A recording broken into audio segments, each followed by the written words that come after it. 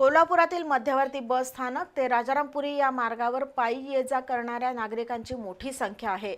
त्यांच्या सोयीसाठी शाहूपुरी रेल्वे फाटकाजवळ पादचारी पूल उभारण्यासाठी निधी मंजूर झालाय।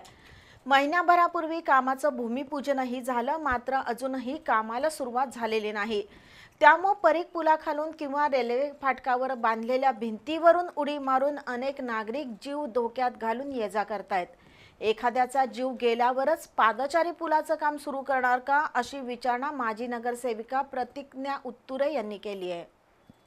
मध्यवर्ती बस स्थानक ते राजारामपुरी या दरम्यान असणाऱ्या रेल्वे फाटकावर मोठी भिंत उभारून रेल्वे विभागानं पादचाऱ्यांचा मार्ग बंद केलाय। त्यामुळे सध्या परीख पुलाखालूनच जीव मुठीत घेऊन चालत ये-जा करावी लागते।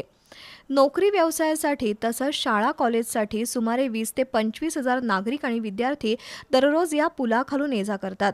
या पुलाखालून हजारो वाहनं ये-जा करतात। आधीच अरुंद असलेल्या पुलाखालून जाताना नागरिकांचा जीव दडपतो, तर काही जण रेल्वे फाटकाजवळ बांधलेल्या भिंतीवरून उडी मारून ये-जा करण्याचा प्रयत्न करतात। वास्तविक 2013 सालीच पादचारी पुलासाठी महापालिकेनं 1.5 कोटी रुपयांचा प्रस्ताव बनवला होता, पण रेल्वे विभागानं तो प्रस्ताव नामंजूर केल्यानं त्याची किंमत आता 4 कोटींवर गेली आहे।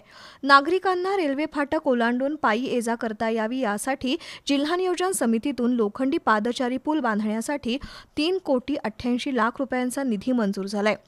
रेल्वे विभागानं सुद्धा त्याला मंजुरी दिली आहे। 9 मार्चला पालकमंत्र्यांच्या हस्ते या कामाचं भूमिपूजन झालं, पण 1 महिना उलटूनही या कामाला प्रत्यक्ष सुरुवात झालेली नाही। त्यामुळे अनेक नागरिक परीख पुलाखालून तर काही नागरिक भिंतीवरून उड्या मारून रेल्वे लाईन ओलांडत असतात।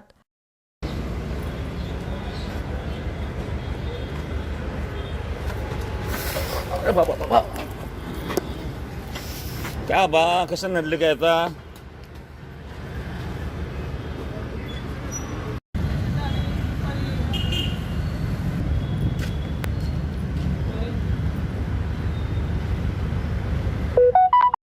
हा पूल बांधण्याच्या कामाची मुदत 6 महिने आहे, पण त्यातील 1 महिना बिनकामाचाच गेलाय। 2 महिन्यानंतर पावसाळा सुरू होईल, मग पादचारी उड्डाणपुलाचं काम कधी पूर्ण होणार, अशी विचारणा माजी नगरसेविका प्रतिज्ञा उत्तुरे यांनी केली असून महापालिका प्रशासनानं ठेकेदाराकडून ताबडतोब काम सुरू करून घ्यावं, अन्यथा आंदोलन छेडण्याचा इशारा दिलाय।